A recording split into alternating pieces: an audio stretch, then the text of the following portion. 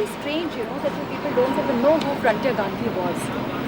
बहुत ताज्जुब की बात है कि आप लोग फ्रंटियर गांधी के बारे में नहीं जानते हैं।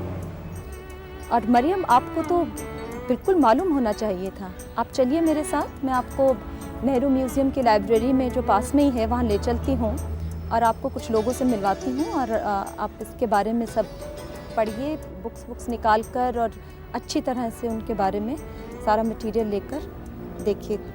मैं आपको यकीन दिलाती हूँ मैडम कि मैं खान अब्दुल गफ़ार साहब के बारे में जानकारी हासिल करके आपके पास ज़रूर आऊँगी। आइए नेहरू म्यूज़ियम चलें।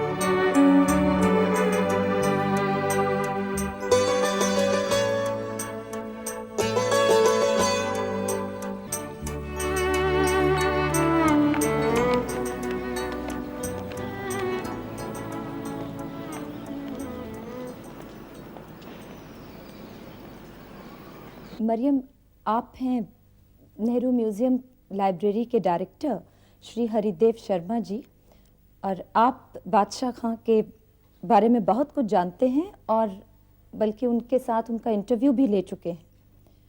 तो अब आपको जो भी पूछना है आप इनसे पूछ सकती हैं। शर्मा जी, आप खान अब्दुल गफ़ार साहब के बारे में कुछ हमें बताइए कि आप उनसे पहली बार कब और कहाँ मिले थे। 1946 में गांधी जी मंदिर मार्ग पर जो वाल्मीकि मंदिर है वहाँ रहते थे, तो मैं उनकी प्रार्थना सभा में जाया करता था। तो खान साहब उस वक्त एक झोंपड़ी में रहते थे, वहीं पहली बार मुझे उनके दर्शन करने का सौभाग्य प्राप्त हुआ। उसके बाद जब मैं नेहरू म्यूज़ियम में आया तो मुझे दूसरा सौभाग्य प्राप्त हुआ कि मैं और प्यारेलाल जी, जो गांधी जी के सचिव थे, हम उनको मिलने के लिए काबुल उनके निवास स्थान पर गए और उनसे मैंने एक लंबा इंटरव्यू रिकॉर्ड किया। 40 में मैंने केवल उनको देखा ही था और मैं बच्चा था, और जब 67 में मैं उनसे मिला तो मैं युवक था। और उनको वहाँ मिलने पर सबसे जो मुझे उनके व्यक्तित्व का पहलू नज़र आया कि वो अपने मेहमानों की किस कदर देखभाल करते थे। एक वाक़या मैं आपको बताना चाहता हूँ। मैं और प्यारेलाल जी दोनों शाकाहारी थे और खान साहब उस वक्त बीमार थे। उनको अंडा खाने के लिए डॉक्टरों ने हदायत दी थी और वो खाते थे। हम लोग 10 दिन वहाँ रहे और हमारे कहने के बावजूद भी उन्होंने हमारी रहने के दौरान वहाँ ना तो मीट पकने दिया और ना अंडा आने दिया और ना उन्होंने खुद खाया। तो हमने बहुत उनसे कहा कि साहब आपको ज़रूरी है, डॉक्टर ने आपको हदायत दी है, हमको कोई एतराज़ नहीं है। तो उन्होंने कहा कि जो चीज़ मेरे मेहमान नहीं खाएंगे मैं नहीं खा सकता। मेरी पहली मुलाकात अफ़गानिस्तान की राजधानी काबुल में हुई थी। जब मैं वहाँ पढ़ने के लिए गया था, अफ़गानिस्तान पर रिसर्च कर रहा था, तो पख्तूनिस्तान का सवाल भी था। तो मैंने खोज के मालूम किया कि खान साहब कहाँ रहते हैं। तो शहर नव में काबुल के उनके एक रिश्तेदार थे पठान लवंगीन। अब से करीब 30 साल पहले लवंगीन के घर पर उनसे पहली मुलाकात हुई थी। मुझे बादशाह खान साहब से मिलकर बहुत अच्छा लगा, इसलिए कि महात्मा गांधी के बाद इस पूरे भारतीय महाद्वीप में वही सबसे बड़े आदमी थे, शख्सियत थी। गांधी का जो सौंदर्य बोध था, हास्य बोध था, सेंस ऑफ ह्यूमर, वही बादशाह खान में भी था और बहुत हंसते थे। उनके साथ रहना बहुत सरल था और एक मुस्कान थी उन पर, उनके चेहरे पे हमेशा, और हम बच्चे हमेशा उनके साथ बहुत खुश रहते थे। स्वाधीनता के बहुत पहले से ही बादशाह खान हमारे यहाँ आते थे और उनके साथ उनके बेटे आते थे। और मुझे याद है, हम टेबल में मेरी माँ सफ़ेद कपड़ा लगाती थी खादी का और बहुत फल रखती थी, और बादशाह खान के और उनके बेटे और मेरे पिता और माँ सब चारों तरफ बैठते थे और उनके लिए बड़े बड़े लोटों में मेरी माँ दूध रखती थी। और मैं तो छोटी थी और टेबल के किनारे खड़ी होकर कहती थी, अरे आप इतना दूध पीते हैं। तो मेरी माँ कहती थी ऐसा नहीं कहना चाहिए। मुझे वो याद है। दूसरा, उनके वो लंबे लोग, पठान लोग कभी कभी पुश्तो बोलते थे तो मुझे शायद समझ नहीं आता था कुछ, लेकिन साफ उर्दू बोलते थे और कोमल मन के थे और बहुत हंसमुख थे और बहुत दोस्ती देने वाले थे। ये सब मुझे याद है। और बढ़ती उम्र में भी वो आते रहे। कई बार स्कूल से आती थी, फिर कॉलेज से आती थी, देखती थी बादशाह खान आए हैं, वही लोटे, वही दूध, वही फल और वही हमारे यहाँ मेहमान नवाजी। बादशाह खां गांधी जी को मिलने के लिए जहाँ वो ठहरे हुए थे वहाँ पे पहुँचे, और वो काफ़ी रेलवे स्टेशन से काफ़ी दूर था। तो बादशाह खां जो गाड़ी से उतरे, थर्ड क्लास कंपार्टमेंट से उतरे, वो हायर क्लास में चढ़ते नहीं थे, जहाँ जेल में भी ऑर्डिनरी प्रिजनर की तरह रहते थे। तो उन्होंने जब पहुँचे, उनके साथ एक आदमी था, दोनों ने अपने बिस्तरे उठाए और जहाँ गांधी जी ठहरे हुए थे वहाँ पे वो पैदल पहुँचे। काफ़ी दूर था, रास्ते में बड़ी गाड़ियाँ मिली। बादशाह खां तो सारे जानते थे लोग कि आप आइए, हम आपको, कहते हैं नहीं नहीं। और जब वहाँ पे पहुँचे तो गांधी जी ने कहा कि बादशाह खां जी, आप पैदल आ गए और आपने हमको बताया नहीं, आपको कोई रिसीव करने नहीं आया। तो बादशाह खान ने कहा कि भाई हम तो जेल में आए थे, जिस्म जकड़ गया था, तो हमने कहा ज़रा जिस्म को भी चुस्ती दे दें। तो वो अपना सामान लेके तो खुद आ गए। सारे हैरान रह गए। और बादशाह खां प्रीमियर फैमिली थे, सिर्फ फ्रंटियर की ये छोटी फैमिली से नहीं थे, बड़ी ऊंची फैमिली थी। उनके अपने 4 बच्चे थे, अच्छा 3 बेटे और 1 बेटी। सबसे बड़े बेटे उनके गनी भाई, अल्लाह मग़फ़िरत करे, मेरे जेठ, फिर मेरे मियाँ खान साहब, वली खान साहब, फिर मेरी नंद मेहरताज बीबी, और फिर उस सबसे छोटे जो उनके बेटे थे अब्दुल अली खान। तो सबसे उनको लगाव होता होगा, सबसे उनको क़ुर्बत भी होती होगी। इस लिहाज से उनकी बहुएँ 3, जब जैसे मैं थी, 2 और भी बहुएँ थी, उनके बेशुमार हमारे बच्चे फिर सब आ जाते थे। लेकिन मैं ये समझती हूँ कि जितनी क़ुर्बत मेरी उनसे थी, इस लिहाज से कि मैं उनके रिश्ते से नहीं थी, मैं उनके ख़ानदान से नहीं थी, लेकिन मेरे वालिद के नाते, क्योंकि वो खुदाई खिदमतगार थे बाबा के साथ, और उन्होंने मरते दम तक अपनी सारी ज़िंदगी बाबा की क़ुर्बत में गुजारी थी। तो इस लिहाज से मैं अपने आप को उनके बहुत करीब समझती थी, और मेरा ये ख्याल है कि वो भी मुझे अपने आप को बहुत करीब समझते थे। पठान, बहादुर, बाहिम्मत और वतन परस्त हमारे मुजाहिद आज़ादी थे, जो उस वक्त के सफ़े अव्वल के मुजाहिदों में शुमार होते थे। उनकी ज़िंदगी बड़ी सादा थी। सच्चे मानों में अगर देखा जाए तो high thinking and simple living की एक मिसाल उनकी ज़िंदगी थी। वो बुलंद नज़र थे, बुलंद हिम्मत थे, उनके इरादे बुलंद थे, मगर ज़िंदगी उनकी बड़ी सादगी और दरवेशी में गुज़री हमेशा। ऐसे आदमी रोज़ पैदा नहीं होते, ऐसे आदमी तो सदियों में एक बार पैदा होते हैं। और जैसा मीर तक़ी मीर उर्दू के मशहूर शायर ने कहा है, मत सहल हमें जानो, फिरता है फलक बरसों, तब खाक के पर्दे से इंसान निकलते हैं। चूँकि गांधी के बड़े करीबी साथी थे और आपको पता है कि वो सरहदी गांधी इसीलिए कहलाए कि बिल्कुल गांधी जी के साथी होने के साथ उनकी आइडियोलॉजी को हर्फ बहरफ मानते थे, और उसी के साथ ये कि उन्होंने आज़ादी हासिल करने के बाद भी, चूँकि वो पाकिस्तान तशरीफ़ ले गए जबकि नहीं चाहते थे, फिर भी उन्होंने गांधी की आइडियोलॉजी को ज़िंदा रखा। और उनके अपने सूबे नॉर्थ वेस्ट फ्रंटियर में उस बेताज बादशाह को प्यार से लोग बादशाह खान कहते थे। जिंदगी भर वो महात्मा गांधी के नक्श कदम पर चले।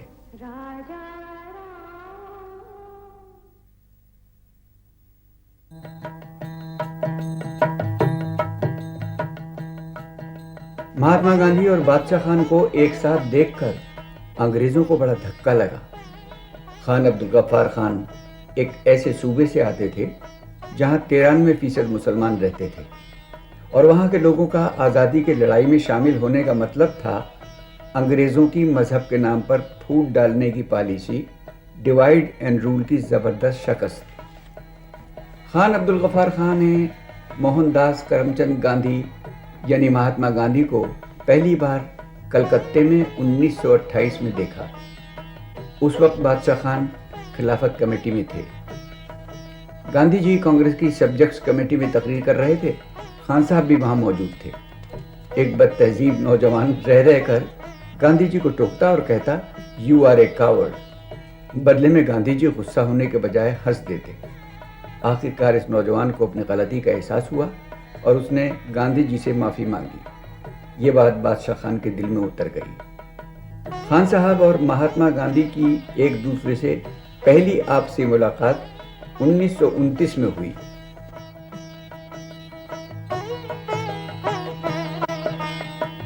महात्मा गांधी की इन गिनी चुनी व्यक्तिगत चीजों की तरह बादशाह खान के पास भी जाती सामान बहुत थोड़ा था।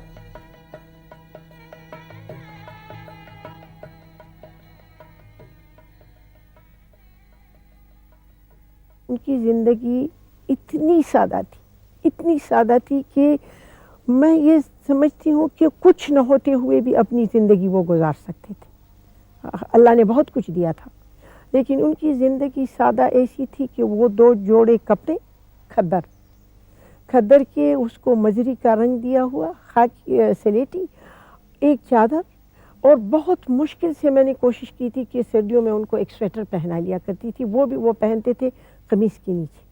कभी वो तासुर नहीं देते थे कि मैं और लोगों से जो मुआशरे में गरीब से गरीब तर इंसान है, एक जोड़ा उनकी चपली होती थी, और ये सारी उनकी ज़िंदगी की कुल कायनात ही थी।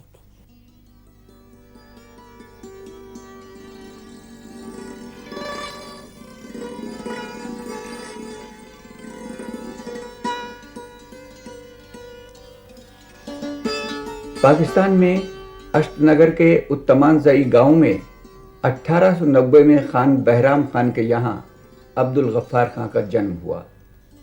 पिता खान बहराम खान एक रईस जमींदार थे। अपने गांव के सबसे इज्जतदार खान समझे जाते थे। खान अब्दुल गफ्फार खान के वालिद और वालिदा दोनों ही खुदा परस्त इंसान थे।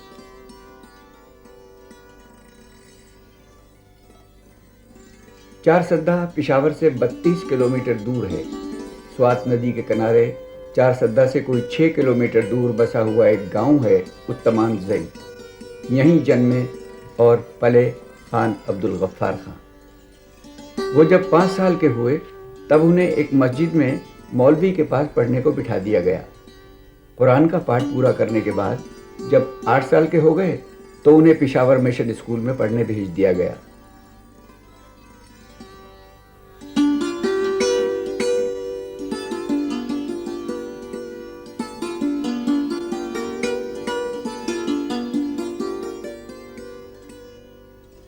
वली बाग रोड चारसद्दा में आज उनके बेटे अब्दुल वली खान साहब की कोठी है, जहां वो अपनी बेगम नसीम वली खान के साथ रहते हैं।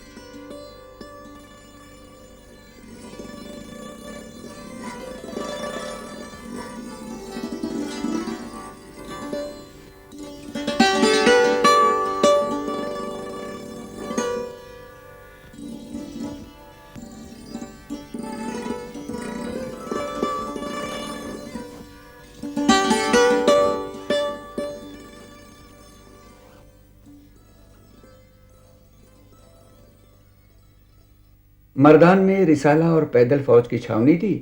یہ لوگ سارے علاقے میں گائیڈز کے نام سے مشہور تھے.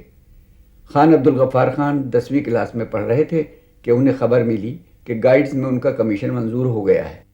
جناب ولی خان صاحب، آپ اپنے والد کے گائیڈز میں شامل ہونے اور اس کے بعد علیحدگی کے بارے میں ہمیں کچھ بتائیے. جو غلط فہمی ہے وہ کئی گائیڈز میں گئے نہیں کبھی بھی. وہ انہوں نے اپلائی کیا تھا کمیشن کے لیے جی،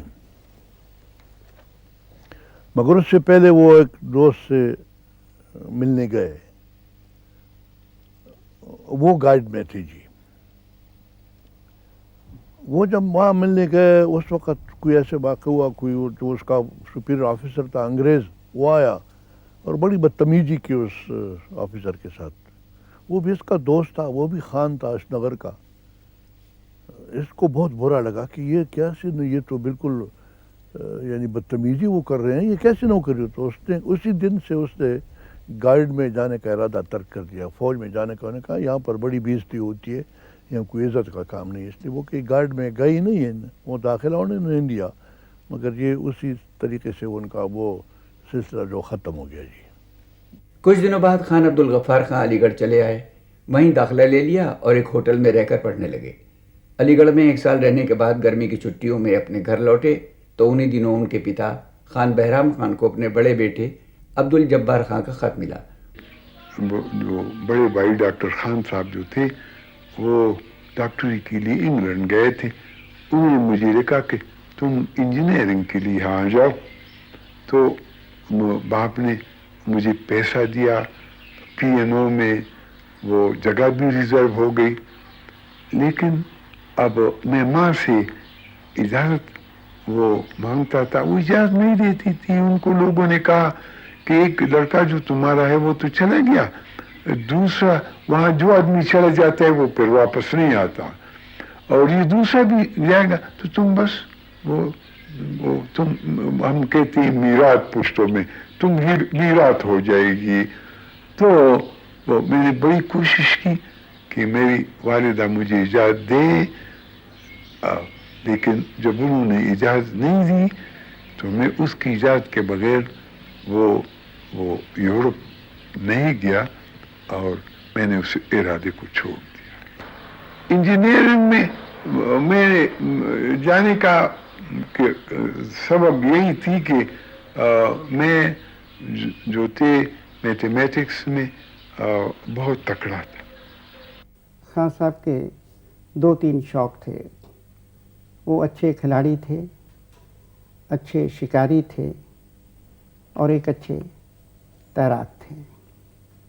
اس کے علاوہ انہوں نے جو راجنیتی میں کام کیا تو کیا ہی، وہ ایک بڑے سماج سدھارک بھی تھے.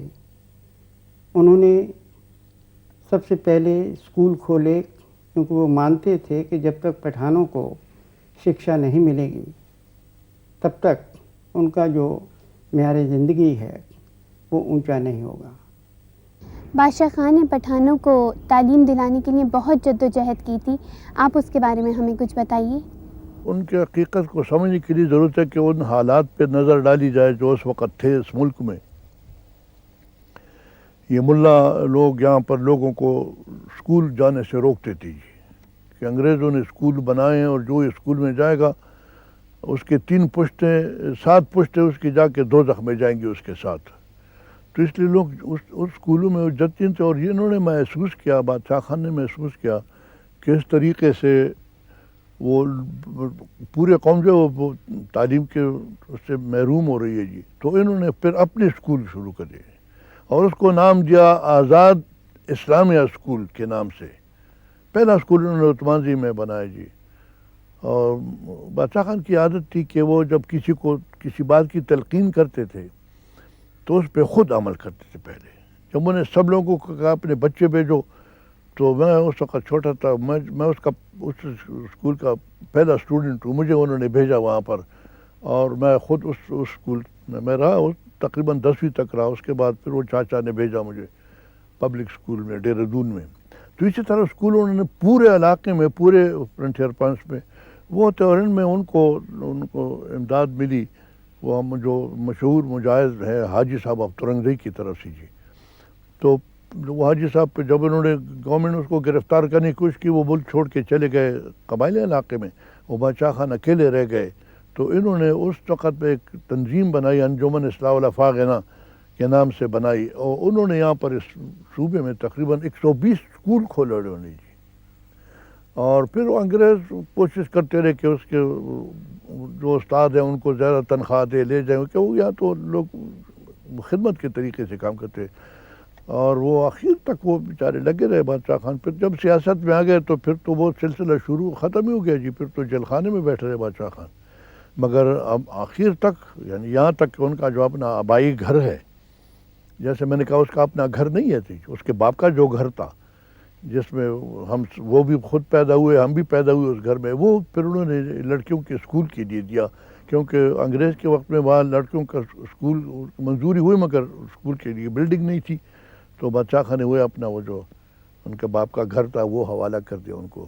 پٹھان تو بہت پردہ کرتے ہیں, کیا بادشاہ خان لڑکیوں کی تعلیم میں دلچسپی رکھتے تھے؟ لڑکیوں کا اسکول بنایا انہوں نے جی, اور یہ جو اسکول تھے ان کا انہوں نے اس کا الحاق کیا دلی میں جامعہ ملیہ کے ساتھ جی. ان دنوں میں وہ جو ہمارے ڈاکٹر ذاکر حسین صاحب تھے ان کے پرنسپل تھے جو بعد میں ہندوستان کے صدر بن گئے, وہ جامعہ ملیہ کے ساتھ ان کا الحاق تھا. اور یہاں سے لڑکے جب میٹرک پاس کر کے کالج کے لیے پھر وہاں دلی جاتے تھے, جامعہ ملیہ کے ساتھ ان کا تعلق تھا جی. عمر خان صاحب نے عورتوں کی برابری کا سوال اٹھایا, اور ان کے لیے جو اونچ نیچ کا جو سوال تھا کون چھوٹا ہے کون بڑا ہے, اس کا جو معیار تھا وہ یہ تھا کہ اس آدمی کا چرتر کیسے ہے. انہوں نے یہ بھی کہا کہ اگر کوئی مہیلا اچ چرتر کی ہے تو وہ بڑی ہے, اس کا سماج میں بڑا استھان ہونا چاہیے. اگر پروش کوئی دشچرتر ہے تو اس کا سماج میں چھوٹا استھان ہونا چاہیے. تو یہ ان کے معیار تھے. پورے ہندوستان میں ستیہ گرہ اور خلافت موومنٹ چل رہا تھا.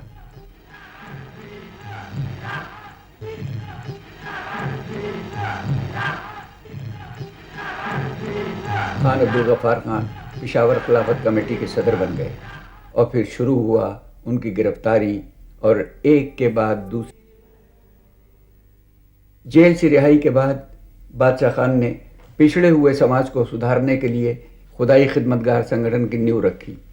خدائی خدمتگار یعنی ایشور کے سیوک, servants of the God. Khan Abdul Ghaffar Khan صاحب نے خدائی خدمتگاروں کی ایک آرگنائزیشن قائم کی تھی, آپ اس کے بارے میں ہمیں کچھ بتائیے.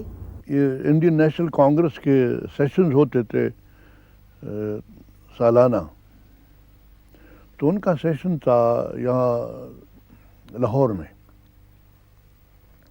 وہ لاہور سیشن چونکہ قریب تھا تو پشاور سے بادشاہ خان بھی گئے اور کافی ان کے ساتھی بھی وہاں پر گئے نوجوان. تو انہوں نے دیکھا وہاں جا کے, انہوں نے دیکھا کہ یہ جو وہاں پر ان کو والنٹیئر کا سسٹم بہت اچھا تھا جو پورے پنڈال کو وہ سنبھال رہے تھے اور سیشن کو. تو انہیں مگر اس میں عورتیں بھی تھی جی, لیڈی والنٹیئرز بھی تھی جی. اس سے لوگوں کو یہ خیال ہے کہ یہ دنیا کے باقی دنیا کے لوگ ہندوستان کے لوگ اپنے آزادی کے لیے عورتیں تک نکل آئی ہیں, اور ہم یہاں پر اپنے آپ کو پشتون کہتے ہیں, مونچھوں کو تاؤ دے کے بیٹھے ہوئے ہیں, اور ہم یہ بھی نہیں کر سکتے کہ ہم کم از کم ہم بھی کچھ ایسی تنظیم بنائیں جو اپنے ملک کی بھلائی کا سوچے جی. اسی چیزیں انسپائر کیا ان لوگوں کو. باقی رہی یہ بات کہ لال کرتی کی, تو لال کرتی کا رنگ انہوں نے وہ ان انگریزوں نے اس کو یہ نام دیا, کیونکہ انگریز کی جتنے پالیسی فارورڈ پالیسی جیسے آپ کہتے ہیں اس کا نام ابھی جو ہم نے بدلا یہ نارتھ ویسٹ فرنٹیئر پروونس, تو انگریز کے تو اس وقت اتنی حکومت تھی دنیا بھر میں کہ اس کو تو یعنی فرنٹیئر کہتے اور اسکورز آف فرنٹیئر جی. یہ اس کو کیوں فرنٹیئر کہتے تھے؟ کیونکہ یہ ایک ایسی جگہ تھی جہاں ہندوستان کا فرنٹیئر جو ہے وہ روس کے سامنے تھا, کیونکہ روس کے طرف سے خطرہ تھا. تو انہوں نے اس کو فرنٹیئر کہا کہ تاکہ ہر ایک انگریز کے ذہن میں یہ بات بیٹھے کہ روس کا راستہ روکنے کے لیے یہ ہمارا فرنٹیئر ہے جی. تو ان کو انہوں نے جب ان کے وہ کپڑے انہوں نے بنایا, اور کپڑے وہ رنگ اتفاقاً ایسے ہوا کیونکہ وہ یہ ٹور کرتے تھے تو دیہات میں ان کا کام ہمیشہ دیہات میں رہتا تھا، تو دیہات میں گھر دوڑتا تھا تو کپڑے جلدی میلے ہو جاتے تھے، تو پھر اس کے لیے وہ کرتے کراتے کبھی ایک رنگ دیا کبھی دوسرا رنگ دیا، براؤن دیا تو اس میں کئی لائٹ براؤن کبھی ڈارک براؤن، شیڈ میں فرق ہو. آخر میں پھر انہوں نے کہا کہ اس پہ ہوا کہ بھئی یہ لال رنگا دے دے تو اس میں کوئی فرق نہیں پڑے گا. تو انہوں نے جب لال رنگ دیا تو انگریز نے اس کو ریڈ شرٹ کا نام دیا، خدای خدمتگار کا نام نہیں، ریڈ شرٹ کا نام دیا، تاکہ یہ ثابت کرے انگریزوں پہ کہ یہ جو ریڈ شرٹ جو ہیں یہ ریڈ آرمی کے لوگ ہیں جی، یہ روس کے ایجنٹ ہیں اس ملک میں، اور ان کا ختم کرنا جو ہے وہ بہت ضروری ہے جی. تو اس لیے وہ ریڈ شرٹ تو انہوں نے اس کو نام دیا. ہم تو اس کو خدای خدمتگار کہتے ہیں. بادشاہ خان کہتے بھی یہی تھے کہ خدای خدمتگار جو ہے اس کا کام یہ ہے کہ خدا کو خدمت کی ضرورت نہیں ہے، خدا کی خدمت خدا کے مخلوق کی خدمت کرنی ہے جی. تو اس جذبے سے وہ لوگ یہ جو والنٹیئر بنے، مگر انگریز نے اس کو سیاسی رنگ دینے کے لیے اور اس کو ختم کرنے کے لیے اس کو یہی خطرہ تھا، اس کو جا کے ریڈ شرٹ کا نام دیا جی. یہی بات تھی اس کی. حالات کے مد نظر خدائی خدمتگار اب ایک سیاسی تحریک بن گئی تھی. انگریزوں نے اس سے ڈر کر ان پر ظلم کرنا شروع کر دیا. جب آپ 13-14 سال کے تھے تو آپ نے بھی ڈیمانسٹریشن میں حصہ لیا تھا؟ 14 نہیں، میں 13 برس کا تھا جی. ان دنوں میں یہ ہوا کہ جب یہ تحریک زور پکڑتی گئی تو پھر انگریزوں کو اس کو کچلنے کے لیے وہ ان کے طریقے بہت ہمیشہ آتے تھے. تو وہ جا کے ہمارے گاؤں کو انہوں نے رات کو انہوں نے محاصرہ کیا جی. صبح جب ہم اٹھے، لوگ اٹھے، میں بھی بچہ تھا، سویا ہوا تھا جی. نوکر نے آ کے مجھے جگایا کہ فوج نے پورے شہر کو، گاؤں کو، عثمان کے گاؤں کو انہوں نے محاصرے میں لے رکھا ہے جی. لوگ جا رہے تھے، میں بھی باہر نکلا، دیکھا وہاں پر. جب ہم گئے تو دفتر پہ وہ خدائی خدمتگاروں کا جو دفتر تھا وہ سڑک کے کنارے، وہاں لوگ کھڑے تھے. تو میں بچہ تھا، دکھائی نیچے سے نہیں دے رہا تو میں اوپر چڑھ گیا جی. میں بھی دفتر پہ چڑھ گیا. تھوڑی دیر کے بعد یہ فوج آئے جی، فوجی برٹش ٹامی جی، کیولری والے، رسالے والے جی. وہ آئے اور انہوں نے اوپر چڑھے جی، اور وہ وہاں لوگوں کو مارنا شروع کیا، لوگوں کو دھکیلنا شروع کیا. کچھ لوگوں کو نیچے سڑک پہ پھینکا، اوپر سے چھت سے، کسی کی ٹانگیں ٹوٹی، کوئی کسی. میں کھڑا تھا، ایک آدمی ہمارے گاؤں کا ایک بہت مضبوط پہلوان جیسا آدمی تھا جی. دیکھا اس کی طرف سے یہاں اس کو ایک لگا ہے، خنجر لگا ہے جی، کٹ اکراس ادھر سے یہاں تک، اس کا خون بہہ رہا ہے. میں اب اس کی طرف دیکھ رہا تھا، اتنے پیچھے سے کسی نے پکڑا مجھے یہاں سے جی. میں نے مڑ کے دیکھا تو وہی انگریز جس نے اس کو وہ بینٹ مارا تھا نا جی، وہی انگریز نے مجھے پیچھے سے بینٹ مارنے کی کوشش کی. اور ایک پشتون آفیسر تھا، فوجی تھا یہاں خیشکی کا، نوشہرہ کے پاس جو گاؤں ہے جی. اس نے ہاتھ رکھا تو میں نے دیکھا کہ وہ اس کے ہاتھ کے بالکل پار نکل گیا جی. وہ مگر پکڑا اس نے اس کو، اور مجھے پکڑ کے اس نے دھکا دیا وہاں سیڑھیوں کی طرف. تو میں لڑکتا ہوا نیچے آیا جی. نیچے یہ دونوں طرف انگریز یہ ٹامیز کھڑے تھے، اور ایک ادھر سے مکہ، دوسرا ادھر سے مکہ. 2-3 مکے کھائے میں نے. پھر میں بے ہوش تھا، معلوم نہیں کہاں مجھے لے گئے. پھر شام کو پھر میرے چچا آئے، وہ ڈاکٹر خان صاحب، وہ ڈاکٹر تھے، تو انہوں نے مجھے کچھ مرہم پٹی وغیرہ کی. تو مگر میں اسی پورے دن بے ہوش رہا، مجھے کچھ ہوش نہیں. مگر وہاں وہ بالکل، یعنی وہ تو میں بالکل مرتے بچا جی. اگر وہ آدمی ہاتھ نہ ڈالتا the bayonet would have gone right through me جی. بادشاہ خان اس وقت کہاں تھے؟ بادشاہ خان اس وقت جیل میں تھی. خان عبدالغفار خان جیل میں بند تھے. ان کے 2 کارکن ان سے ملنے آئے اور کہا کہ حکومت نے پورے سرحدی صوبے پر گھیرا ڈال دیا ہے، نہ کسی کو باہر جانے دیا جاتا ہے اور نہ اندر.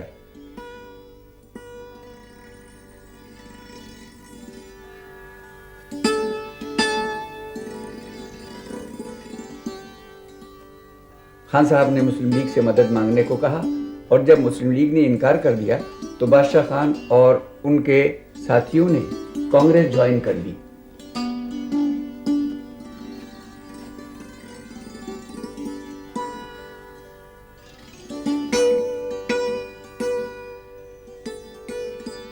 وہ کانگریس ورکنگ کمیٹی کے ممبر بنے اور پورے ملک کی جنگ آزادی میں مہاتما گاندھی اور کانگریس کے ساتھ ایک جٹ ہو کر لڑے.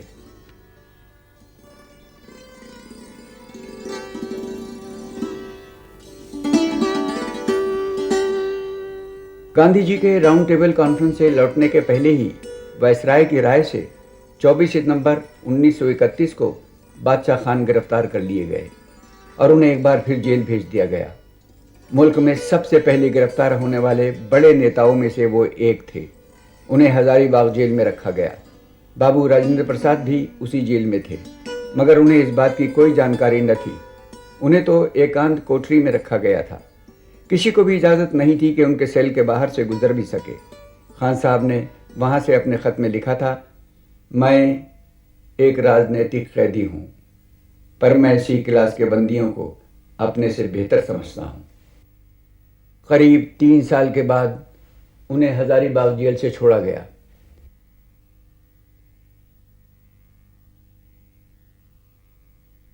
खान अब्दुल गफ्फार खान नगर बम्बई के जलसे में उनसे कांग्रेस के सदर बनने की दरख्वास्त की गई, तो उन्होंने ये कहकर इनकार कर दिया कि मुझे तो कांग्रेस का सिपाही ही रहने दीजिए। वहाँ दिए गए भाषण पर उन्हें एक बार फिर नज़रबंद कर लिया गया।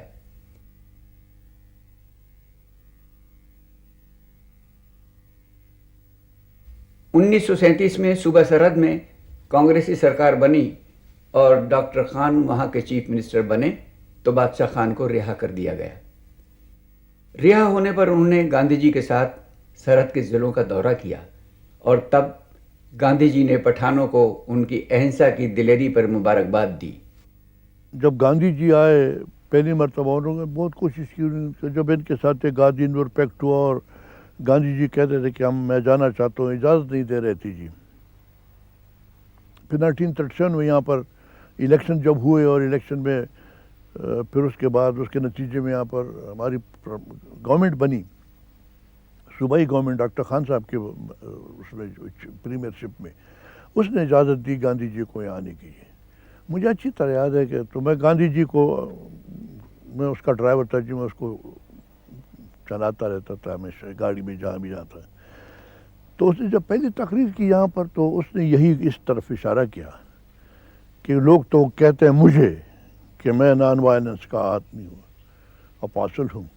उसने कहा मगर ये जो यहाँ पर बादशाह खान ने जो कुछ करके दिखाया इस सूबे में, वो तो 1930 का तहरीक सिलसिला हुआ था और वो जो लोगों के साथ जितने जुल्म हुए थे और उसके बावजूद भी वो वही ट्रिगर हैप्पी पठान जिसकी बात आप करते हैं वो बर्दाश्त करते रहे, मार भी पड़ती रही, गोलियां भी पड़ती रही, मगर उसने बंदूक नहीं उठाई।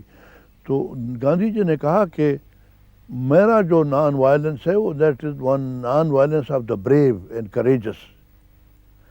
मेरे जो कौम है वो तो उनके पास न डंडा है न उनके पास लाठी है जी, बंदूक तो दूर की बात है जी। उनको नॉन वायलेंस फैलाना इतना मुश्किल काम नहीं है। ये जो पठान, जो ट्रिगर हैप्पी पठान जिसको आप कहते हैं, वो उसको जाके इस तरीके से उसने उसको बादशाह खान ने उनकी तरबियत कर दी कि वो लोग भी बजाय इसके कि इस प्रोवोकेशन के वो बंदूक नहीं उठाते। तो उसने कहा कि ये तो मेरे नज़दीक ये एक मिरेकल है जी, एक मोजज़ा है जी।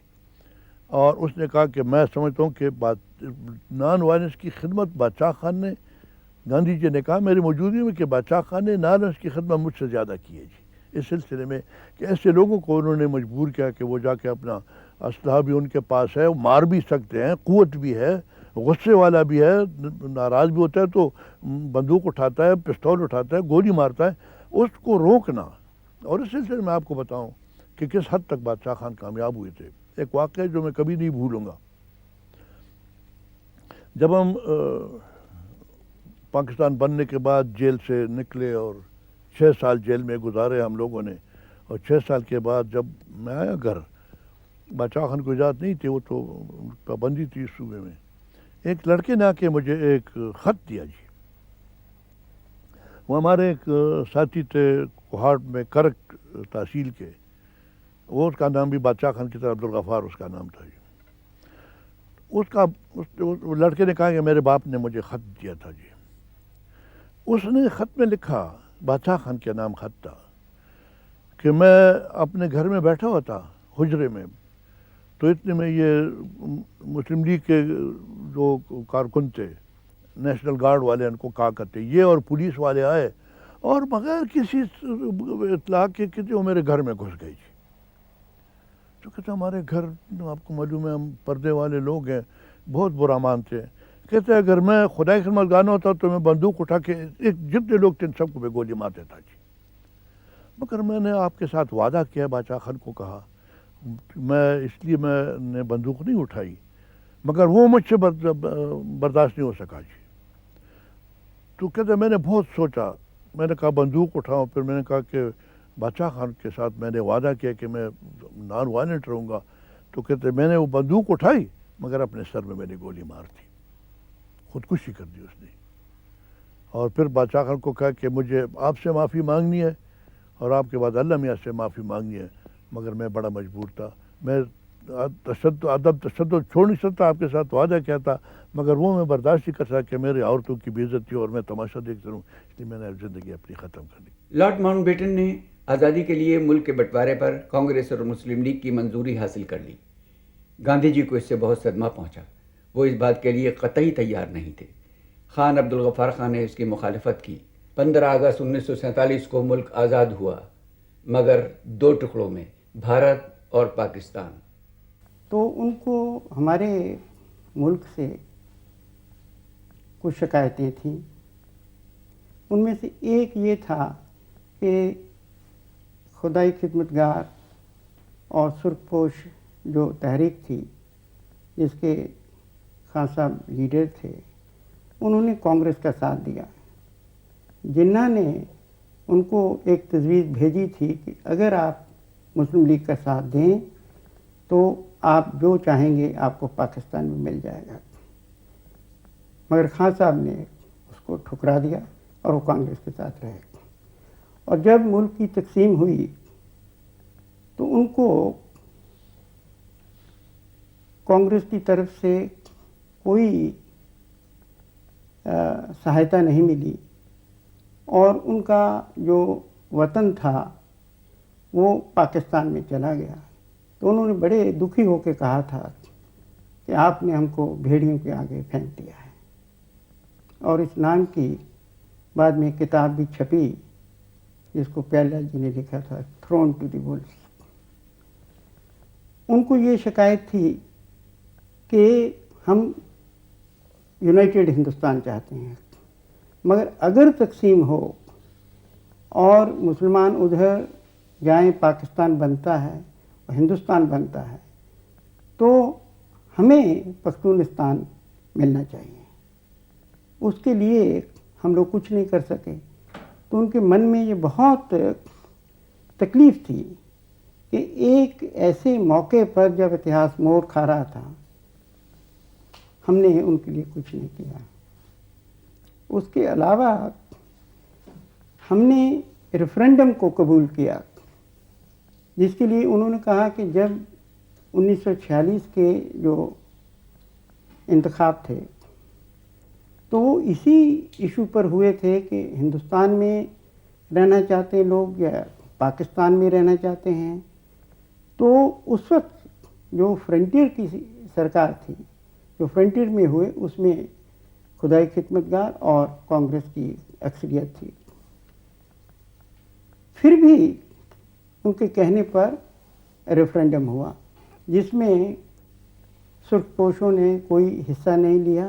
1972 میں جب وہ لوٹ گئے تب پھر جلال آباد میں افغانستان کے ایک دوسرے شہر میں ان سے ہم کئی بار ملے.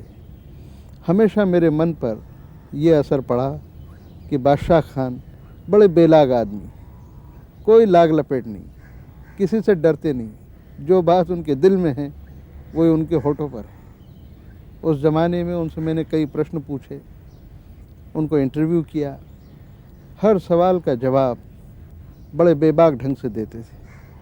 وہ وہاں افغانستان کے بادشاہ ظاہر شاہ کے مہمان تھے، لیکن انہوں نے صاف صاف کہا کہ ظاہر شاہ لوک تنتر کو آگے نہیں بڑھا رہے. میں نے ان سے کہا کہ خان صاحب آپ جو کچھ مجھ کو بول رہے ہیں یہ ہندوستان کے سارے اخباروں میں چھپ جائے گا، یہ آف دی ریکارڈ ہے یا آن ریکارڈ ہے. تو کہنے لگے کہ میں تو کوئی بات آف ریکارڈ آن ریکارڈ سمجھتا نہیں، جو میرے دل میں ہے آپ کو بول رہا ہوں. میں نے کہا بادشاہ ناراض ہو جائے گا.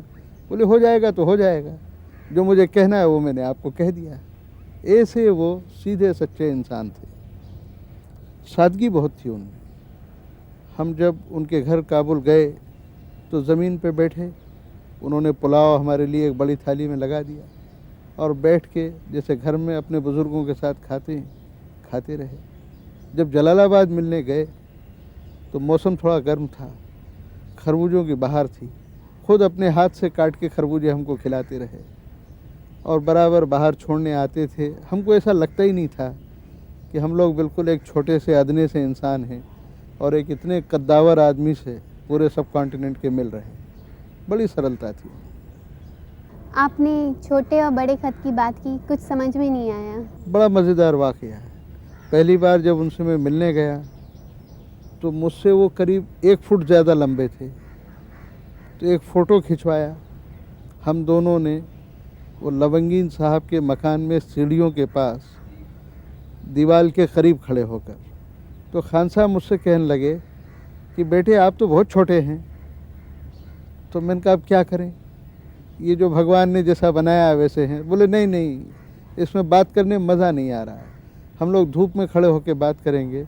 आप ऐसा करो, 2 सीढ़ियाँ उन्होंने मुझे ऊपर चढ़ा दिया, कहा आप सीढ़ी पे खड़े हो जाओ, मैं नीचे खड़े रहता हूँ। अब हम दोनों बराबर हो गए।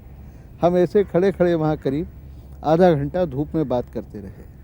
उन्होंने अपने कद के बराबर एक छोटे से कद के आदमी को बना दिया। बड़े नेताओं की खूबी ये होती है कि वो छोटे से छोटे इंसान को अपने बराबर बनाने की कोशिश करते हैं। खान साहब की ये बात मुझे उस समय बहुत दिल में गहरे उतर गई कि इनमें बराबरी का भाव कितना ज़्यादा है। बादशाह खान बीच बीच में पाकिस्तान से काबुल जाते रहे और 4 अप्रैल 1984 को मायूस होकर मुकम्मल तौर पर काबुल जा बसे। मैं जब भी खान अब्दुल गफ्फार खां के बारे में सोचता हूँ तो मुझे इकबाल का शाहीन याद आता है। इकबाल ने शाहीन को अपनी शायरी में एक इमेज, एक सिंबल बनाया है और जो एक आइडियल मैन की तस्वीर पेश करता है। शाहीन एक बड़ा और शिकारी परिंदा है जो बुलंदियों पे उड़ता है, पहाड़ों में रहता है, किसी दूसरे का मारा हुआ शिकार नहीं खाता। तो मैं जब भी सोचता हूँ इनके बारे में तो मुझे इस परिंदे का और इस शाहीन का तस्वुर मेरे जहन में आता है, जिसके लिए इकबाल ने कहा है, तेरा नशेमन कसर सुल्तानी के गुम्मत पर, तू शाही है बसेरा कर पहाड़ों की चट्टानों पर। कि तू शाहीन है, तेरी जगह बादशाहों के महलों के गुम्मत पर नहीं है, तेरा बसेरा तो पहाड़ों की चट्टानों पर है। और यही शेर खान अब्दुल गफ्फार खां की ज़िंदगी पर सादिक आता है। आज़ादी के 23 बरस बाद वो पहली बार भारत आए, गांधी जन्म शताब्दी समारोह में भाग लेने। तत्कालीन प्रधानमंत्री इंदिरा गांधी और जयप्रकाश नारायण ने उनका अभिनंदन किया। उन्हें जवाहरलाल नेहरू अवार्ड से नवाजा गया। पुरानी यादें ताज़ा हो गईं।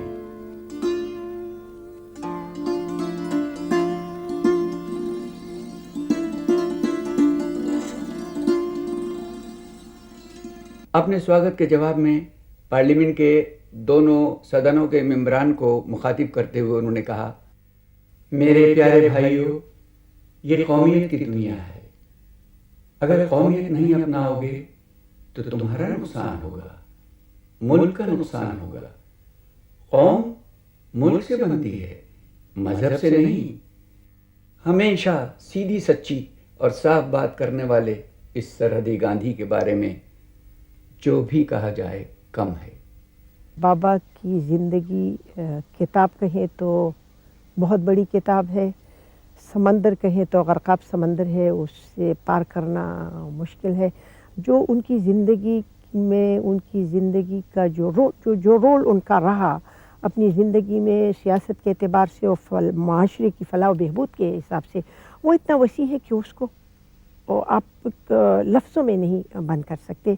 वो दरिया को कूजे में बंद करने वाली बात है। वो जो कुछ मैं आपको बता रही हूँ, ये उसका अशर शीर भी नहीं है जो बाबा की ज़िंदगी थी। बादशाह खान चो नुजिदा जमुन को खपलमो کو خیر تاسو تپوس کوي باچا خان ډېر ښه سړی و. بہت اچھے دا آدمی قوم تھے. ورپسې ټول ولاړو ساری پختون ډېر قوم زیات.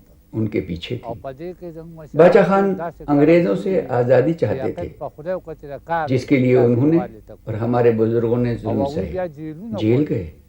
انہوں نے بہت اچھے هغوی کام کیے. که نه ډېرې سختې تېرې کړي دي او هغه صرف وی چې زموږ د مسلمانانو ته دا پیرنګان لر شي، موږ ته دا وطن پرېږدي. بادشاہ خان تو کھادی ہی پہنتے تھے، میں نے انہیں کھادی میں دیکھا. اور جیسا کہ میں نے کہا کہ وہ موٹے کپڑے ہمارے گھر میں دھلتے تھے، وہ بھی مجھے یاد ہے، کتھئی رنگ کے اور مٹی کے رنگ کے. یہی رنگ کے کپڑے کھادی کے میں نے ایک بار پاکستان میں دیکھا. 4 سدہ علاقے میں گئی تھی بادشاہ خان کے جگہ کو دیکھنے، اور کھادی میں وہاں کتنا بچا ہے یہ بھی دیکھنے. تو وہاں جو کھادی ملی دیکھی میں نے اسی رنگ کی ملی، اور لوگوں نے مہمان نوازی میں ہمیں کھادی کے بہت سے تھان دیے.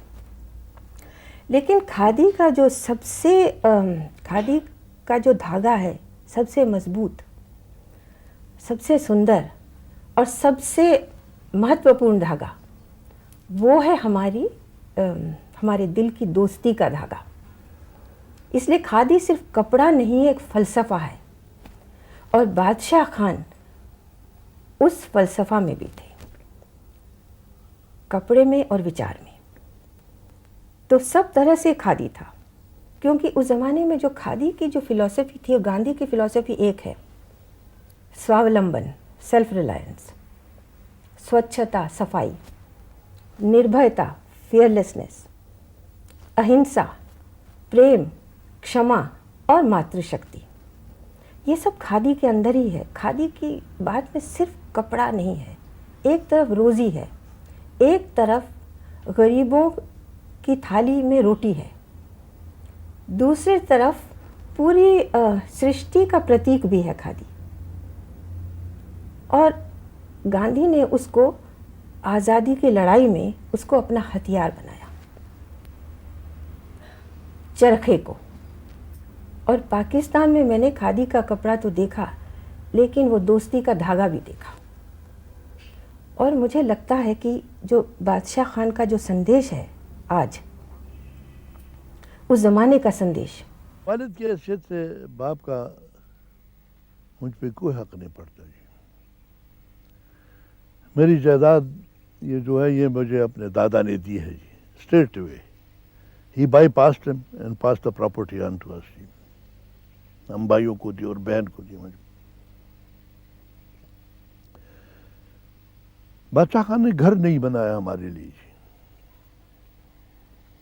وہ پشتون کے پورے پشتون قوم یا پشت ہندوستانی قوم کے بچوں کے لیے گھر بنانے کی فکر میں تھا. گھر اس کا نہیں تھا جی. وہی اپنے باپ کے گھر میں اور وہی آپ کے باپ کے اجرے میں رہتا رہا، جو which was common property the whole family.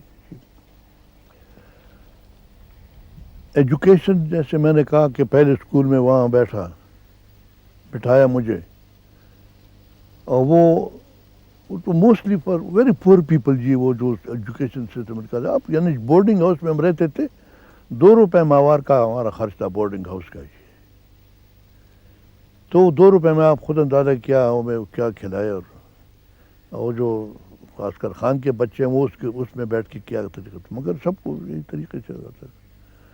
مجھے میرے انکل نے، ڈاکٹر خان صاحب نے، اور ان کی بیوی تھی انگریز، وہ مجھے پہ لے گئی. ہمارے خاندان کے 4 بچے، ایک میرا چھوٹا بھائی ابھی جو فوت ہوا علی خان جو ایجوکیشنسٹ ہے جی، وہ 3 اور لڑکے تھے. ہم 5 گئے. انہوں نے ہمیں بھیجا دہرادون ایک انگلش پبلک اسکول میں جو کرنا براؤنس پبلک اسکول میں. تو باپ نے مجھے تعلیم بھی نہیں دی، باپ نے مجھے گھر بھی نہیں دیا، باپ نے مجھے جائیداد بھی نہیں دی. تو باپ کی حیثیت سے اس کا میرے اوپر کوئی حق نہیں پہنچتا، مگر میں اس کا ایک پولیٹیکل اس کا میں ڈسائپل ہوں جی. ایز اے فادر اس کا مجھ پر کوئی حق نہیں، مگر as a man have yet to come and see. اس سے کوئی بہتر انسان میں نے اپنی زندگی میں نہیں دیکھا جی.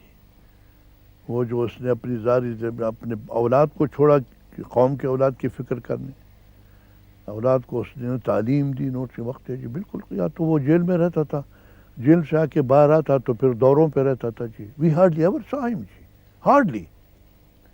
So we had no life.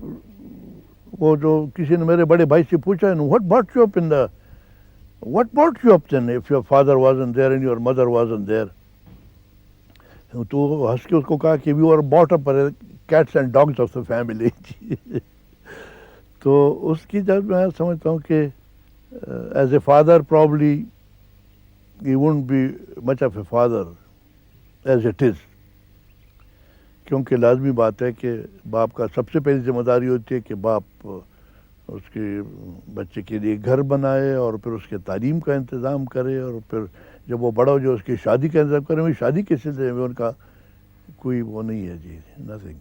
तो इसलिए वो तो उस लिहाज से कोई नहीं. As a father I have, but as a man and as a political leader, as a Pashtun, as a somebody. और वही गनी वाली बात कि the first Afghan I knew and the finest I have known in my life जी. That's how I would put it जी. बाबा अपनी ज़िंदगी के आखिरी उम्र में तकरीबन बीमार रहते थे. उनको 1927 में एक रेड में उनकी लाठी चार्ज में उनके पसलियाँ टूटी थी और उसकी वजह से उनका एक लंग कलैप्स था. उस वक्त से लेके अब तक वो लंग उनका कलैप्स था. एक लंग पे वो थे. हार्ट उनका इलाज हो चुका था, किडनीज प्रॉब्लम उनको थी, लेकिन हिम्मत उनकी जवां थी मरते दम तक. और वो मुझे भी यही कहा करते थे कि बेटी अगर कोई इंसान खुदा की मखलूक की खिदमत के लिए बाहर निकलता है वो बीमार नहीं होता. मैं जब घर में रह जाता हूँ कुछ दिन तो मैं बीमार हो जाता हूँ. खान अब्दुल गफ्फार खान 1980 के शुरू में अपने इलाज के लिए भारत आए और स्वस्थ होकर वापस लौटे. वो आखिरी बार 1987 में अपने इलाज के लिए भारत आए. पहले बम्बई और फिर दिल्ली के all India institute of medical sciences में उनका इलाज किया गया. वो बहुत बीमार थे. इसी दौरान एक कृतज्ञ राष्ट्र ने उन्हें अपने सर्वोच्च सम्मान भारत रत्न से सम्मानित किया. बादशाह खान की हालत दिनों दिन गिरती जा रही थी. वो पेशावर लौट गए. 20 जनवरी 1988 को सुबह 6:45 बजे पेशावर के लेडी रीडिंग अस्पताल में उनका इंतकाल हो गया. और इस तरह खान अब्दुल गफ्फार खान तारीख़ के सफ़हात में एक लेजेंड बन गए. हज़ारों साल नरगिस अपनी बेनूरी पे रोती है, बड़ी मुश्किल से होता है चमन में दीदावर पैदा. उनकी मौत का यहाँ पता लगा तो गवर्नमेंट ऑफ इंडिया ने ये फैसला किया कि एक बड़ा हाई पावर्ड कंटिंजेंट वहाँ पे फ्यूनरल पे जाएगा. तो हम सब पहले यहाँ से फ्लाई करके काबुल पहुँचे. काबुल से फिर हम जलालाबाद पहुँचे. जो हमारे कंटिंजेंट के लीडर थे वो थे शंकर दयाल शर्मा जी, जो उस वक़्त वाइस प्रेसिडेंट थे. तो उसमें मुझे भी कहा गया कि मैं भी जाऊं. तो हम जब फ्लाई किया तो जलालाबाद में वो जो रशियन प्लेन था गुड्स लगेज का, गुड्स का, उसमें हम रात को बगैर लाइट के फ़्लाइट किया और वहाँ पे पहुँचे जलालाबाद. दूसरे दिन सुबह वो उनका बॉडी आना था यहाँ से ट्राइबल एरिया से वो जलालाबाद, क्योंकि वो जलालाबाद रहते थे. तो वो बॉडी लाए. तो उस वक़्त जलालाबाद में कोई 50-60 हज़ार पठान थे. तो उस वक़्त हम बॉडी जब पहुंचा तो बहुत भीड़ थी, मगर मैं तो शंकर दयाल शर्मा जी के साथ ही था. तो वो जो पठान थे तो इनको कोई धक्का ना लग जाए, कहते थे कि मेहमान पीछे से कंट्रोल कर लेते. ये मेरी खुशकिस्मती है कि मैंने उनकी ज़िंदगी में भी उनको देखा और एक ऐसी अजीम शख्सियत के आखिरी सफ़र में भी मुझे जाने का मौका मिला. और उस वक़्त हमारे प्राइम मिनिस्टर राजीव गांधी जी थे, वो सोनिया जी भी गए और अपने साथ मुझे भी उन्होंने ले जाने की जहमत गवारा की. اور میں سمجھتی ہوں کہ بادشاہ خان صاحب کی جو شخصیت تھی اور جو میں نے وہاں منظر دیکھا، اس غضب کا مجمع تھا کہ جس کی کوئی انتہا نہیں.